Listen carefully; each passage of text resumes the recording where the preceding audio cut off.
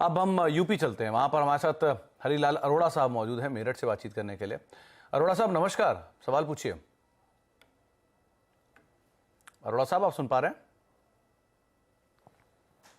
चलिए शायद संपर्क नहीं हो पा रहा, लेकिन बजाज फिनसर्व के शेयर इनके पास हैं और 1707 रुपए के दाम पर इनकी 1787 रुपए के दाम पे खरीदारी है। 1600 रुपए का मौजूदा स्तर है। 180 रुपए पर शेयर का घाटा है। क्या करना चाहिए सर्वेंद्र ने?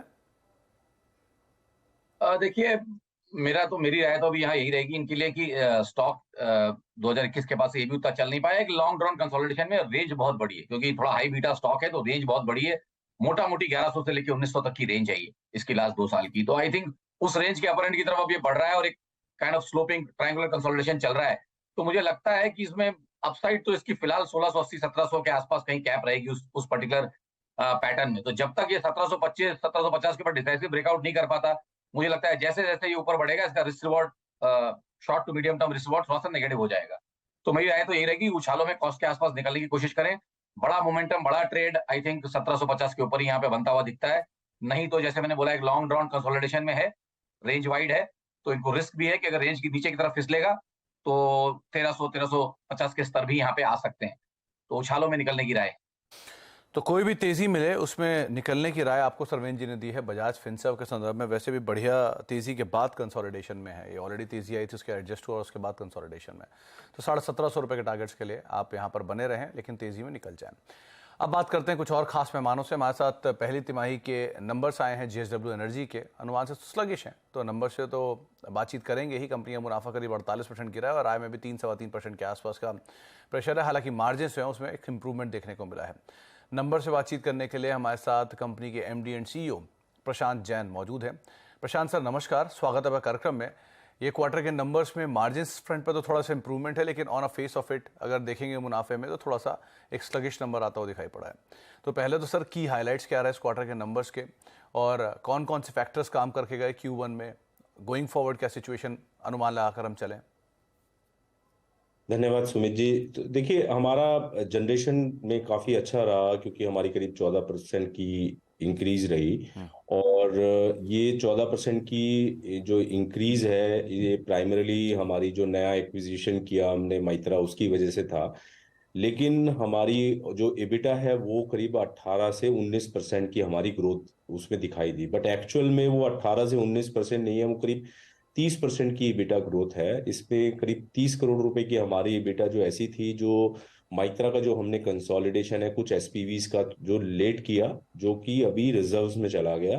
अदरवाइज वही हमारी एबिटा 30 करोड़ रुपए ज्यादा होती है। और करीब 80 करोड़ रुपए की एबिटा ऐसी है जो इस क्वार्टर में नहीं आई, क्योंकि जैसे जो हमारा हाइड्रो का जनरेशन कम था और हमारी अवेलेबिलिटी बारमेर एसेट की कम थी, वो हम अगले 3 क्वार्टर में रिकूप करेंगे। क्योंकि हमारे जो पीपीए होते हैं उसके अंदर में एक हमारी फिक्स कॉस्ट की रिकवरी होती है। अगर किसी वजह से जनरेशन कम होती है, वो हम रिकूप करने का हमको अगले 3 क्वार्टर में हमको मौका मिलता है। और हमारा हिस्ट्री है पिछले 10 से 15 साल का कि हर साल हमारी जो जनरेशन है वो डिजाइन एनर्जी के ऊपर रहती है या हमारी अवेलेबिलिटी डिजाइन के ऊपर में रहती है। तो उसकी वजह से ये करीब 100-110 करोड़ रुपए का जो इम्पैक्ट है वो कैप्चर नहीं हुआ, वो आने वाले क्वार्टर में कैप्चर हो जाएगा। और इसी वजह से अगर आप देखेंगे, हमारा जो प्रॉफिट आफ्टर टैक्स है वो जो लोअर इसकी वजह से ही दिखाई दे रहा है। और दूसरा, 2 अदर कारण जो हमारे थे, एक हमारा वन टाइम रीफाइनेंसिंग कॉस्ट था जो माइत्रा का हमने एक्विजिशन किया था वो, और दूसरा हमारा जो I am missing the point, एक और हमारा रीजन था जिसकी वजह से, हाँ, 120 करोड़ रुपए का हमारा वन टाइम एडजस्टमेंट था, जो कि लास्ट ईयर लास्ट क्वार्टर के अंदर में हमने राइट बैक किया था, जो कि इस साल नहीं है, जिसकी वजह से हमारा ये आपको प्रॉफिट आफ्टर टैक्स काफी कम दिखाई दे रहा है। बट अब अगर लाइक टू लाइक देखेंगे तो हमारे ऑपरेटिंग नतीजे काफी ठीक रहे हैं। जी प्रशांत सर, जो मित्रा जिसकी आपने बात किया उसकी वजह से कंपनी की इंटरेस्ट कॉस्ट में भी इस बार थोड़ा सा एस्केलेशन आता हुआ दिखाई पड़ा है, मे बी डेट की वजह से। आपने उसमें करीब 170 करोड़ रुपए का हमारा इंटरेस्ट कॉस्ट हमारा बढ़ा है, लेकिन हमारा प्रॉफिट आफ्टर टैक्स के अंदर में वो करीब 70 करोड़ रुपए का कंट्रीब्यूशन है, विदाउट हमने कोई एडिशनल इक्विटी नहीं लगाई। और इसकी वजह से अगर आप देखेंगे, करीब हमारी जो टोटल कंट्रीब्यूशन पूरे साल के अंदर में करीब 250-250 करोड़ रुपए का हमारा प्रॉफिट आफ्टर टैक्स इसका बढ़ेगा माइत्रा एक्विजिशन की वजह से, जिससे ओवरऑल आरओई और आरओसीई के अंदर में इंप्रूवमेंट होगा। ओके और Jain sir, renewable energy space में क्योंकि बहुत ज़्यादा कामकाज हो रहा है, बड़े ऑर्डर डिस्पेंस हो रहे हैं, उस स्पेस को लेकर आप क्या नंबर्स देख रहे हो? वहाँ पर कैसे नंबर्स हैं गोइंग फॉरवर्ड? देखिए, हमने हमारी जो एडिशनल कैपेसिटी की ग्रोथ है करीब 3,300 मेगावाट अभी एडिशनल कैपेसिटी अंडर कंस्ट्रक्शन है, जो कि दिसंबर 2024 मार्च 2025 के बीच में कमीशन हो जाएगी। जो हमने अभी फॉर्मल गाइडेंस भी दिया था कि हम करीब 10,000 मेगावाट की जो कैपेसिटी है वो अहेड ऑफ स्केड्यूल हम अपना कमीशन कर लेंगे। इसके बियॉन्ड में हमने ऑलरेडी अपना बुक बनाने के ऊपर में काम शुरू कर दिया है, और जो हमने अपनी फॉर्मल गाइडेंस दी है FY30 की, हम उससे पहले ही उसको अचीव करेंगे। और मेजॉरिटी जो हमारी कैपेसिटी है वो रिन्यूएबल स्पेस में ही आएगी।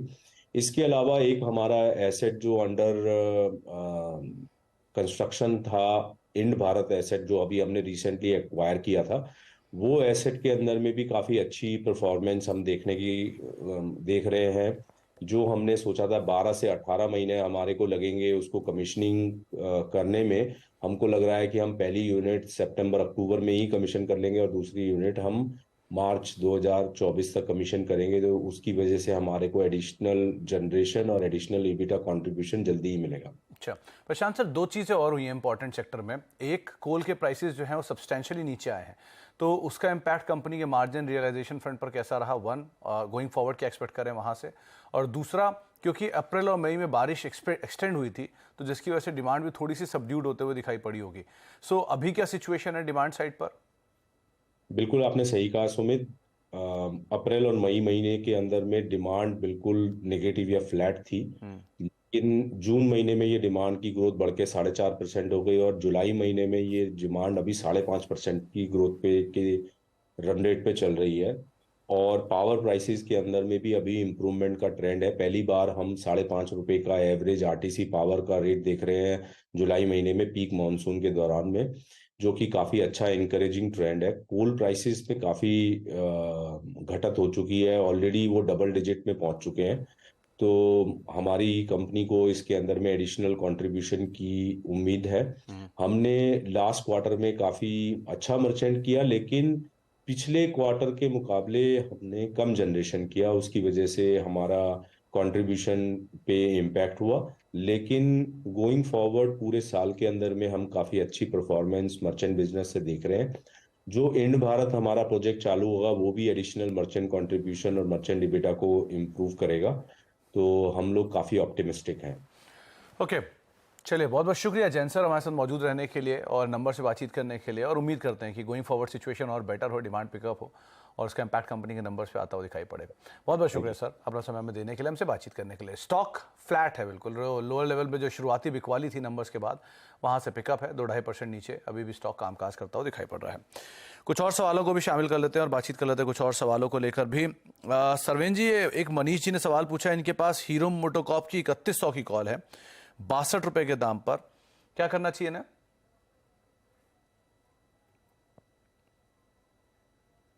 सरवेन जी, ऑडियो प्लीज अनम्यूट करें।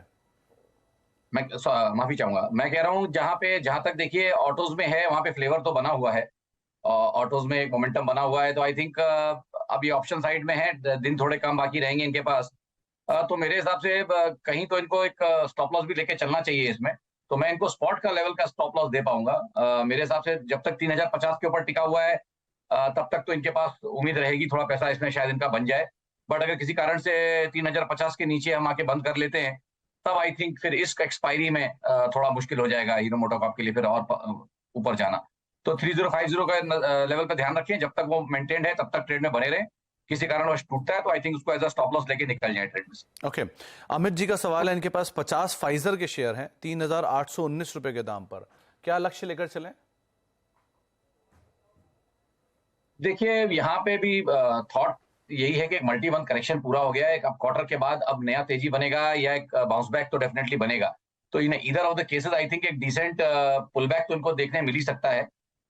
तो मैं अब यहाँ पे 1 से 3 महीने के होराइजन से लेके चलना चाहूंगा कि one by one time at a time लेके चलूंगा। तो मुझे लगता है कि ऊपर में तकरीबन 4050 के स्तर 1 से 3 महीने में स्टॉक छू सकता है। तो अगर ट्रेड में बने रहना चाहते हैं तो उन टारगेट्स को ध्यान रख के बने रहें।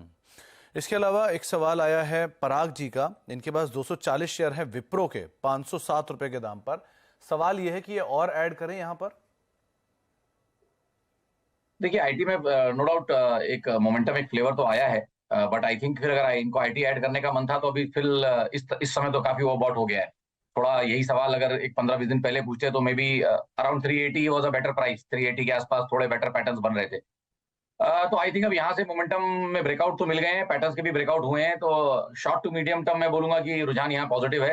एज लॉन्ग एज 400 के स्तर विप्रो मेंटेन करके रखता है, 400 के नीचे नहीं जाता, तब तक आई थिंक मोमेंटम पॉजिटिव है। तो 400 के स्तर को ध्यान रख के अगर कुछ करना चाहें तो अपने हिसाब से कर सकते हैं, बट फिलहाल मोमेंटम पॉजिटिव है शॉर्ट मीडियम टर्म, इसलिए डेफिनेटली मुझे लगता है कि ऊपर में यहाँ पे 440-450 के टारगेट्स भी इमीडिएट बेसिस पे आ सकते हैं। चलिए, बहुत बहुत शुक्रिया सर्वेंद्र हमारे साथ मौजूद रहने के लिए। आज समय का अभाव था इसलिए आपसे बातचीत ज्यादा नहीं हो पाई, लेकिन बहुत बहुत शुक्रिया हमसे बातचीत करने के लिए और दर्शकों सवालों के जवाब देने के लिए।